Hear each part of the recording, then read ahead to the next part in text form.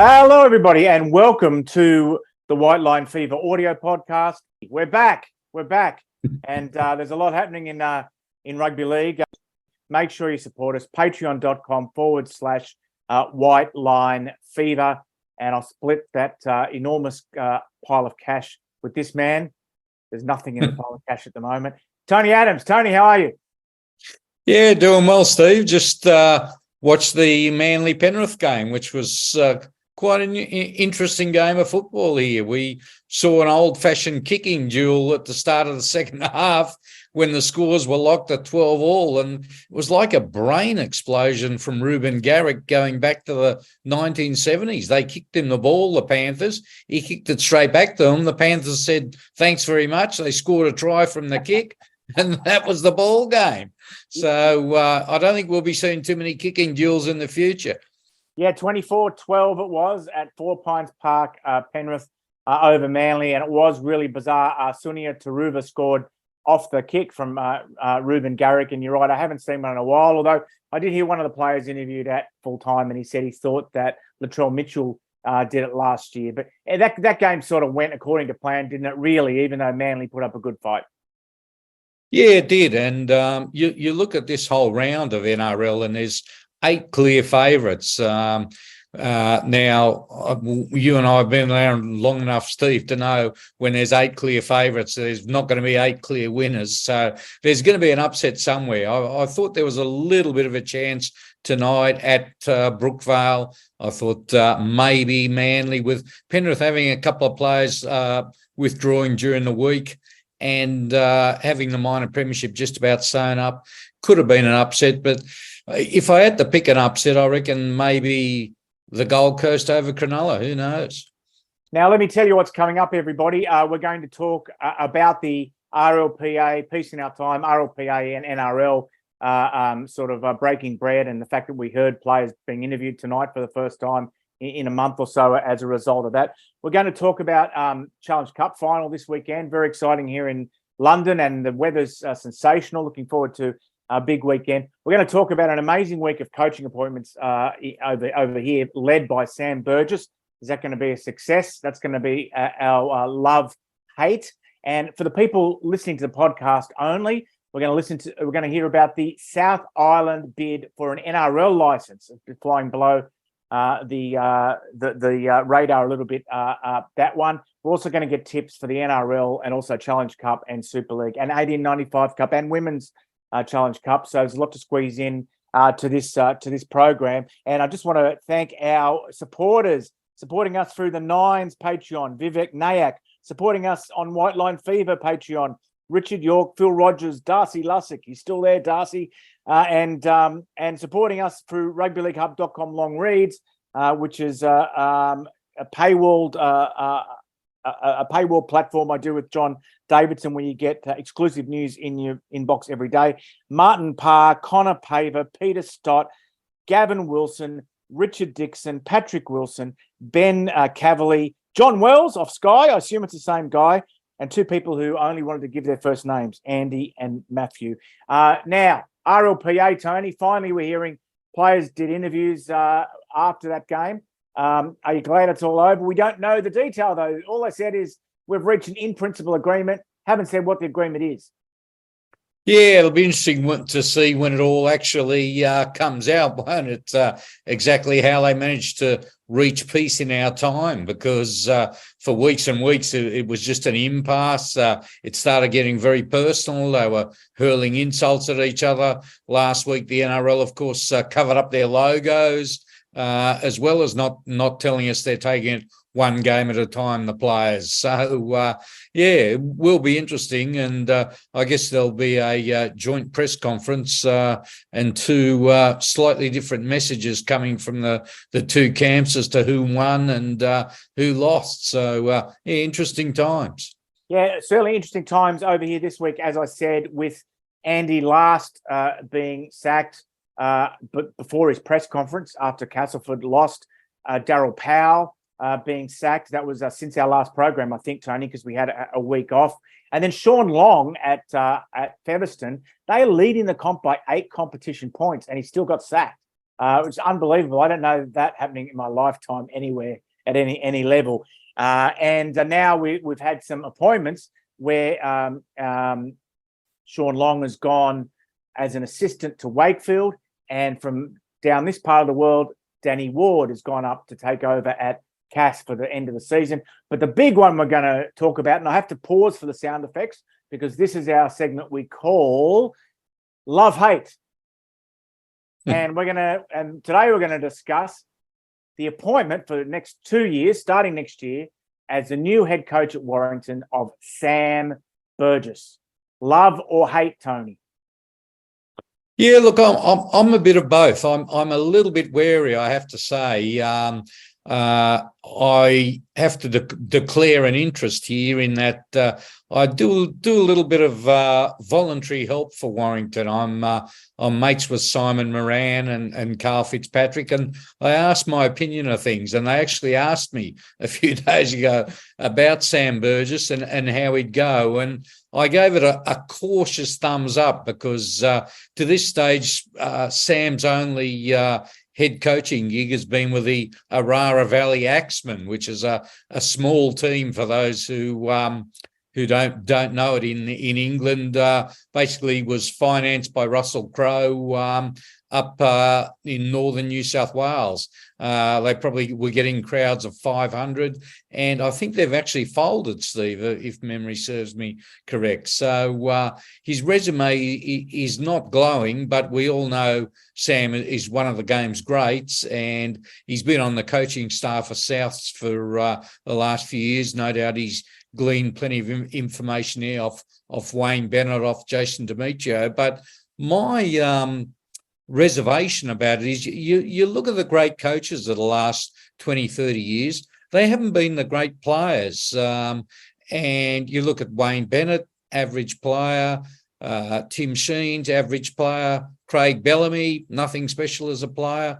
And the one I always like to go to when people ask about great players becoming great coaches is Wally Lewis, an immortal. I don't think Wally will mind me saying he was a terrible coach at the Gold Coast. And, of course, they sacked him after a couple of years, and he was smart enough to realise it's not a gig for him. He never got back into coaching and carved out a successful career in the media. It's very hard for us really to say, do we absolutely love or absolutely hate anything, even though it's the name of the segment. I guess we'll get there one day. I dislike the appointment. I think it's a showbiz appointment. I think it looks good. If you're a company, you'd say that you were making decisions for shareholders. And, Russell Crowe is obviously, always in Sam Burgess's corner and looking after his interests. And equally, I guess Simon Moran, as a music promoter, has a real good eye for celebrity, getting attention, publicity, all that sort of stuff. But when you look at the last couple of appointments at Warrington, they had probably the best coach available from Australia in Steve Price, I guess, or one of the best, and that didn't work out. And then they had the best coach available in the UK, in Daryl Powell, and that didn't work out. And so you do have to look at what's already there, and rather than what you're bringing in to make a change. Whatever has been a problem for the last two guys at Warrington, some of those problems will remain under whoever they bring in. If they bring in Wayne Bennett, those problems will remain. There'll be a lot of pressure on Sam to as a first-time head coach, to perform. But look at the last two guys who were there. They had experience with pressure. They both coached other clubs, and they couldn't deal with it. They couldn't make a success of it. So I hope Sam, is successful. If I was to put a personal spin on it, going to the Challenge Cup final this weekend, I'm sitting in the seats that were bought by my best friend, my pen pal from the age of 12, Jim Savage, who we lost in December. And at one point, I was really worried this year that they might win it in the first year after his passing for the first time since the 50s. And I thought that would be really hard on him, and it'd be hard for me to watch. I decided about 2 months ago that wasn't going to happen. So now I feel like I represent Jim a little bit as far as a stakeholder and as far as the decisions being made for the club. And I just think I just think this is another risk, and it's actually, as they get more desperate, they're taking bigger risks with the appointments.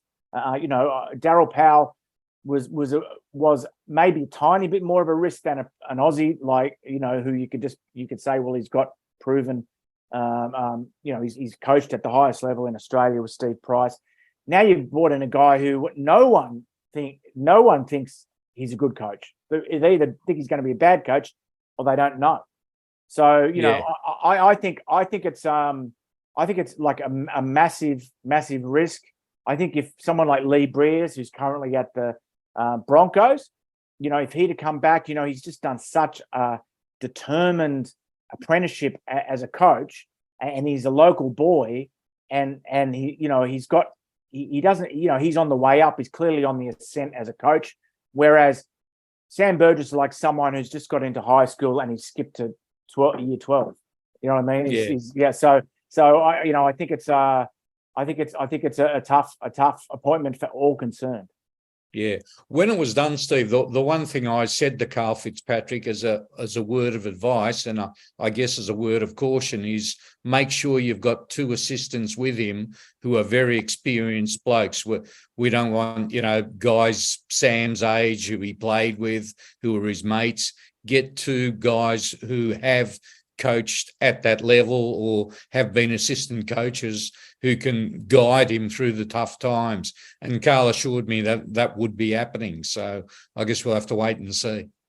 Yeah. Wow. So that's good social, as your producer, Tony, it's good social media clipping that you actually spoke to the club before they appointed Sam Burgess. I'm sure we can pump a few clips out there regarding that. So huge weekend here with Challenge Cup. They reckon they're going to get about 60,000. When Wembley reopened, they were getting more than 80, but I'm really looking forward to the day. Lee and Hull KR, 2 clubs you don't normally see in this match. We had Derek Beaumont in his, the guy whose name you don't remember, Tony, with the leopard skin jacket on the BBC this morning. It's going to be a really good weekend. Really looking forward to it, or looking forward to going out to Friday Night Lights for the Scholars, which they have some craft beer out there, and try not to have too much of a hangover for the next day. It's not an issue for you, Tony, because you don't drink. But I'm really looking forward to the weekend. The weather's sensational. Couldn't be happier. So I don't want to be too negative. I wish Sam Burgess luck. I just think it's, from the point of view of a decision, it's a risky decision. So Tony, it's your turn first. An abnormal weekend in the Northern Hemisphere, but pretty bog standard, although with the finals around the corner in the Southern Hemisphere. Cronulla v Gold Coast. What are your thoughts? Yeah, well, as I said, there's 8 games and 8 clear favourites. But if you're going to look at an upset, this could be the one. We all know that the Gold Coast got such firepower. Jaden Campbell at fullback's just playing the house down. What a pity they're missing AJ Brimson, because he really gives them some firepower too. Up front, they got Tino and David Fafita, 2 of the best forwards in the game. But having said all that, it's at Cronulla. Cronulla looked good beating Souths last week. That ended a 3-game losing run, and they got more to play for, so I'd have to go the Sharkies. Yeah, really good game. Brisbane and Parramatta. Yeah, and the Eels, like Cronulla, they've been up and down this year, and I think it's a bit of a grand final hangover. And I think if anyone's going to beat Penrith, it's going to be the Broncos, and they've got such strike from anywhere on the field, so much pace. I can see the Broncos at home winning pretty well. South Sydney, it's a kind of traditional battle. This Charity Shield matchup. South Sydney taking on St George Illawarra. Yeah, and they're struggling, South. They're in the 8, but they're struggling, and if they're not careful, they might even miss out. But the Dragons, they're showing glimpses of football, but they just can't go 80 minutes. And with Latrell in there and Cody Walker, who had a quiet game last week, I think South will get the money.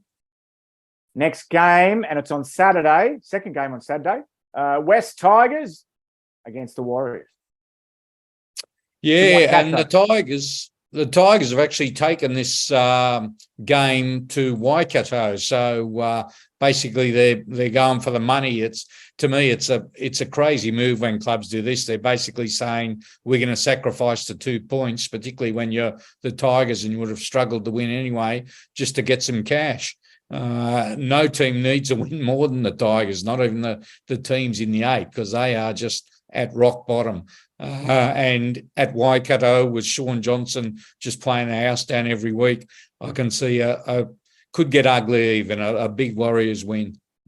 Third match on Saturday pits Sydney Roosters against the Dolphins, 12th versus 14th at Allianz Stadium. Yeah, look, the thing about the Dolphins, Steve, it's their first year. They've hit the wall, but geez, they never give up, and you got to give them a lot of credit. You know, Wayne Bennett and Christian Wolf, they've really put something together here, and I can see them next year doing really well, having signed a couple of players. Roosters been big disappointments. They've had a couple of decent wins, but gee, they're struggling, and I can't see them making the 8. I can see them winning this game, but not too many more. Let's move to Sunday's matches. Melbourne against Canberra at Amy Park. Yeah, and this is a massive game for Canberra and a pretty big game for Melbourne, who've been up and down a bit lately too.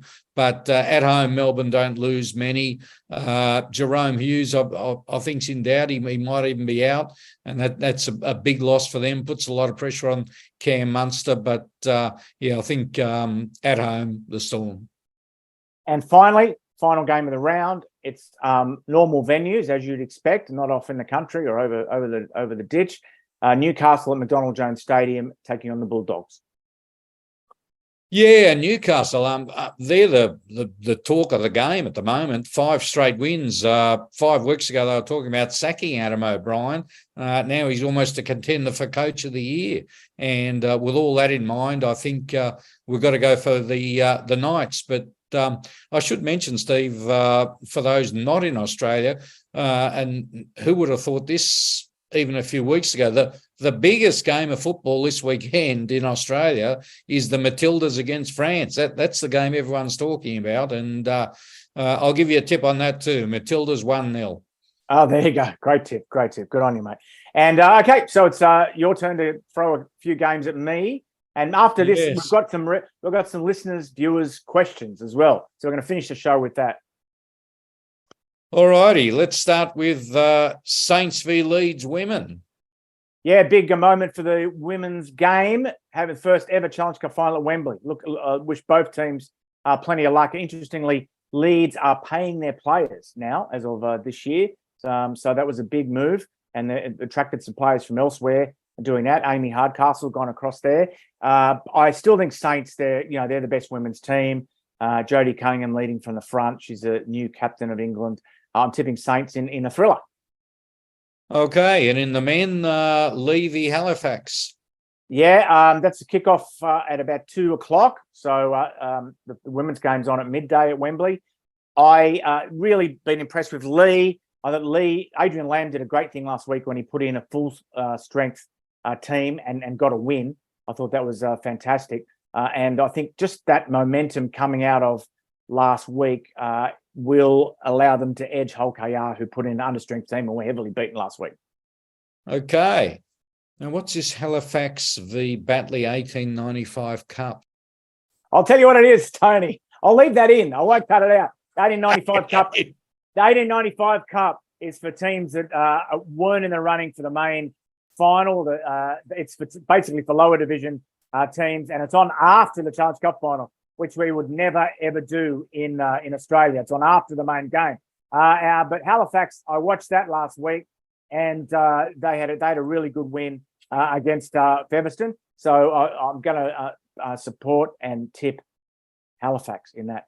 Okay, so I didn't do it at the start of the program. Like and subscribe. That we need you to follow us so you know when we post new videos. We're going to do all sorts of new things, exciting things over the next couple of weeks on Tony's YouTube channel. And Tony, you got very quickly a few questions, and we'll wind up. Some questions from readers and viewers and listeners, whoever.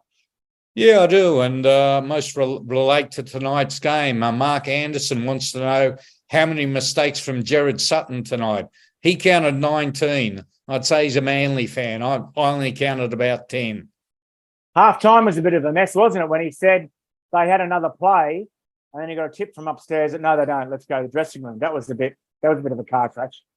Yes, that was a bit bizarre, and we're having that a bit this year, where we're having the bunker and the referee having a little disagreement, and of course it's there for all to hear. So a little bit embarrassing. So a good question there from Mark, though. And a knock on in the air before Crichton's second try. Yeah.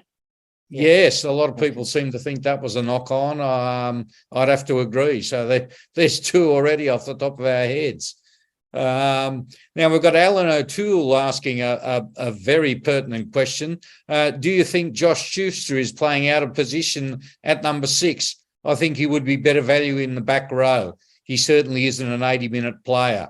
And if you saw tonight's game, I don't know if you saw, Steve, but Schuster took an intercept. He had no one in front of him, and he kicked the ball. I think that sort of says it all. He's doesn't have the speed for 6. There's no doubt he's a quality player, but here's a little tip for you, Alan. I'm pretty sure he'll be playing back row next year. On to the next one, Tony. I'll bow to your greater knowledge on that one. All righty. This one from Chris Holmes. Are the refs involved in match fixing, or are they just incompetent? And I'm actually glad someone asked this question, because I want to stick up for the refs. I am certain there is no match fixing going on. I am certain refs are not biased against certain teams. They're just struggling, and they're struggling with their leadership. They're given these bizarre instructions on certain blitzes every week, even though they keep denying it. They're being given very negative feedback. I speak to a couple of referees, and they're not a happy bunch. They don't like the people who run the referees and who give them the feedback, and they're struggling. There's no doubt about it. And coming into the finals, it's a big problem. I don't know if incompetent is too strong a word. I mean, you look at the bunker and how many times they look at an incident and they still get it wrong. So, it's a worry, and something that needs to be fixed certainly over the off season. We don't want to be changing horses now midstream and having blitzes on things, which we're seeing. And let's hope we get a good final series where the best team wins. Now, Steve, there's about 3 or 4 more questions here, but they are completely X-rated, so I'll have to cut them. You can read them in the privacy of your own home, Tony. So for those listening, we're going to talk about the South Island NRL bid. But for the rest of you, those watching, that's it. Tony, it's been a pleasure. Enjoy the rest of your weekend's football. Thanks, Steve. Well, hello, everybody. We're back. And as promised in the earlier part of the show with Tony Adams, I said we're going to speak to someone connected to the South Island NRL bid, and it's another Tony. It's Tony Kidd, and we had a chat about not on the record a couple of weeks ago, just about his plans. And I noticed that since we had that chat, they have a LinkedIn page. There's nothing secret about their ambitions. So welcome, Tony. How are you? Kia ora. Good, thanks. Yeah. So I guess we'll just start with really basic stuff. Like, can you tell us a little bit about your sort of connections with the sport, I guess, and your involvement and how you came to be involved in this? Okay. I spent a long time as a player, and then I'm quite a bit older now, so I've been enrolled in club administration. I was the chairperson for the Canterbury Rugby League Board, which is one of the zones down here in the South Island. We've often, cast our eyes with envy over to Australia there. And when the Warriors got into the NRL, we thought that was a great thing. We think that we've got the population base and the facilities here to have a side. And to be honest, I guess we feel a little bit neglected by the Warriors. Yeah. So how long has there been a consortium as such? And how long have you been organised and sort of working towards this aim of entering a team in the NRL? I guess it would be true to say that we're not totally formed yet. We're more like a ginger group or a putting together a business case study. We've probably been working on it for about 3 months so far. Yeah. Right. So, yeah, the other members are mainly rugby league people with administration experience as either chief executive officers with zones, Northland and Canterbury, and board experience in Wellington, and rugby league experience from England. And one of our group members is in New York, and he's hustling the American connection. And we think that's going to be great. It's a good opportunity for rugby league in general, just strengthening and creating interest in the States. Right. And there was many years ago, maybe a decade ago or more, there was the Wellington Orcas, wasn't there? I mean, what happened to that group of people? Were you involved in that? Did you have anything to do with them? No, we weren't involved with them at all.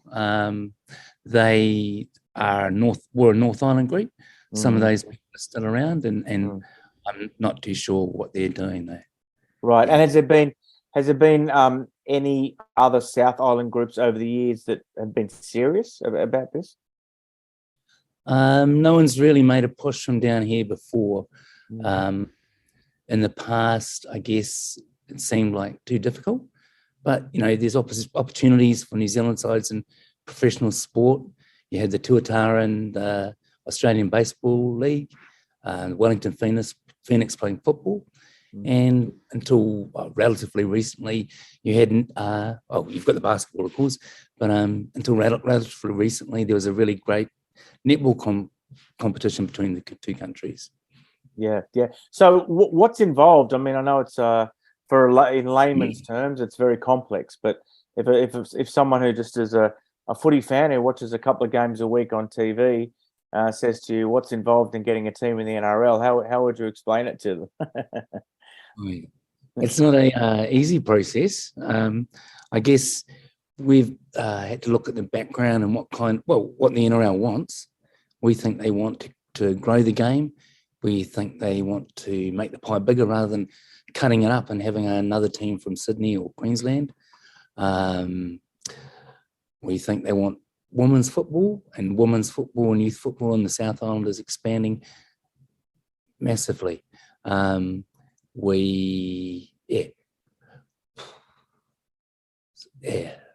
Sorry, just stopping there.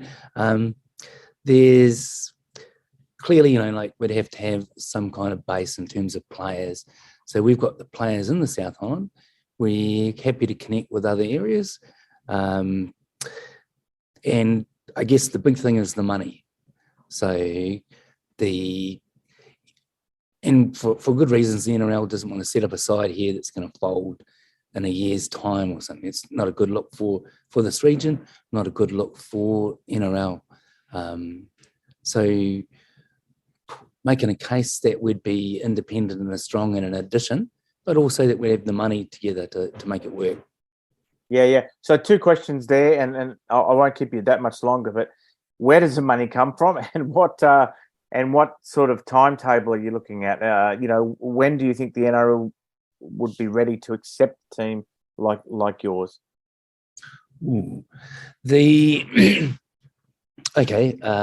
Talk about the money. So we'd either need one of two things. I think some fairly massive investment from the States, and we're exploring that. Or it could be a community-owned club, like most of the old NRL clubs. A really good example is the Green Bay Packers from the NFL. They're the only community-owned club, and we'd be looking for supporters and fans to become members and create the club that way. There's also some opportunities with blockchain, and that's been explored quite a lot in America. A little bit in American football, but mainly in European football. And we think there's some opportunities there with non-fungible tokens, the security of your tickets through blockchain and that kind of thing. And we think there's a lot of opportunity to bring people who are outside rugby league in from that angle. Yeah, yeah. And with the US connection, would that involve playing matches in the US? Would it involve like Hawaii or something? Or was it, because that's sort of been discussed a little bit before by various people, hasn't it? You know? It has, like the US has some interesting rugby league teams, and of course they had the Toronto Wolfpack before COVID folded them up. And the NRL have had matches in Vegas and California in the past, and I believe they're looking at doing something similar now. I don't think we'd be looking at matches in the States at this stage. Yeah, I think that would be something we'd be doing as part of a NRL promotion once we were in. Yeah. So when do you think they'll be ready to the next intake? People are tipping a kind of Papua New Guinea based side, or when I say based, maybe playing matches there but not living there. So if that brings us up to an even number of teams, doesn't it, if they do that? So how far off do you think it is to then go again with a team such as yourself? Yeah, I think maybe the late 20s, 27, 28. Yeah, you're right. I think Papua New Guinea, clearly the front runners. They've got money up front. They've got the support of the PNG government and the Australian government. I'm hoping if they do get to play that they can be based in PNG as to help grow and strengthen the game over there. I wonder how successful it would be being based in Cairns or North Queensland. I'm not sure about that.